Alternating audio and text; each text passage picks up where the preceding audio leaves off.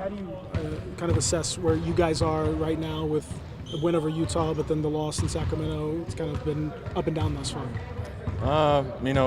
We're still trying to find it. We're still trying to figure out, um, who we are, how we play.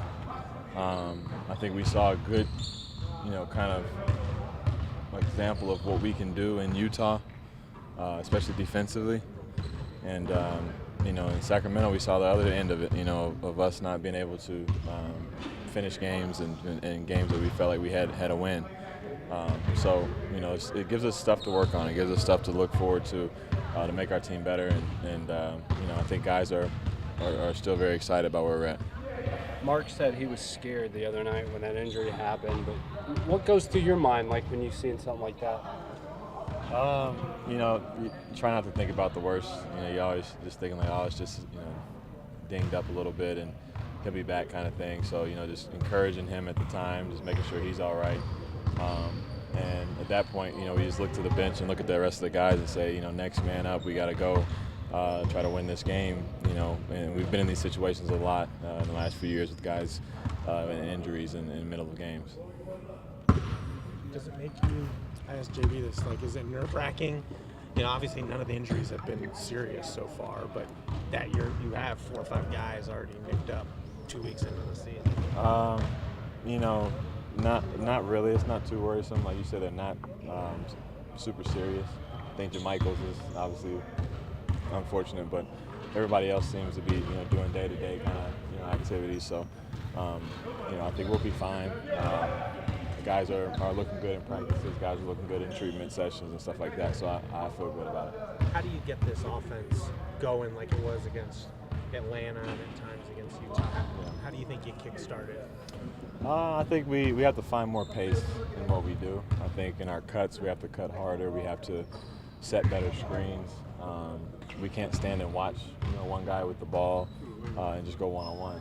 That's not who we are. It's not how we're built. So we have to do just a better job of moving without the basketball, cutting harder, playing with pace, and all those things will lead to easier shots and easier opportunities.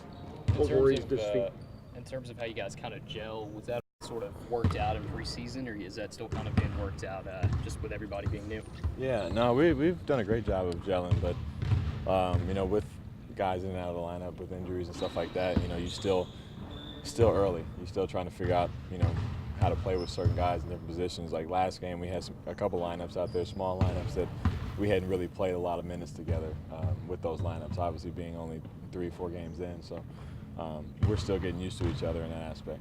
What worries does Phoenix bring tomorrow night? They're a very similar team. They will be playing in Sacramento. They're young, they're athletic, they move the ball, they can shoot the ball. They get up and down, man. They play with a lot of pace. So we have to be able to withstand that kind of thrust, that kind of surge that they bring every quarter with their speed and their athleticism and things like that, and control the pace to our liking, and not turn the ball over and give them easy opportunities in transition. I know there's a lot within the offense that you guys have to read as you go through, and you and Marc have a pretty long-standing relationship. How do you expand that out so that your 2-man game can be more part of a 5-man situation?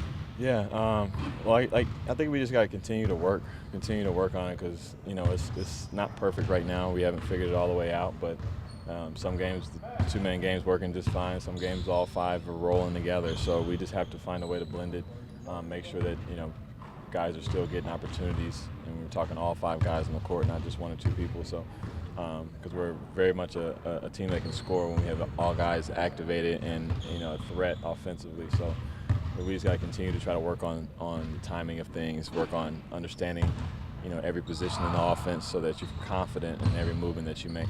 Do you have to get into the first action quicker? Do you have to you talked about thrust. Is that part of starting this series of events that could happen with your offense faster?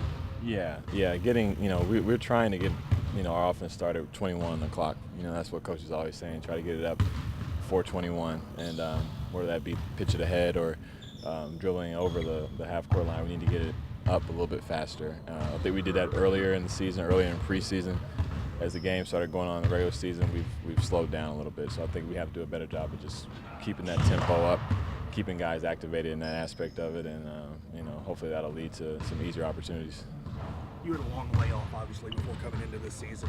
Has fatigue impacted you differently in games early to start the season than it has in previous years? For that reason? Yeah, it's definitely a challenge. It's something that, preseason is different than regular season game, and the more I play, the more games I play, the more I'm starting to play more and just getting more lost in the game. Things that used to come very easy in your conditioning and earlier on in the season are a little bit tougher. Third and fourth quarters can be a little harder to get back up.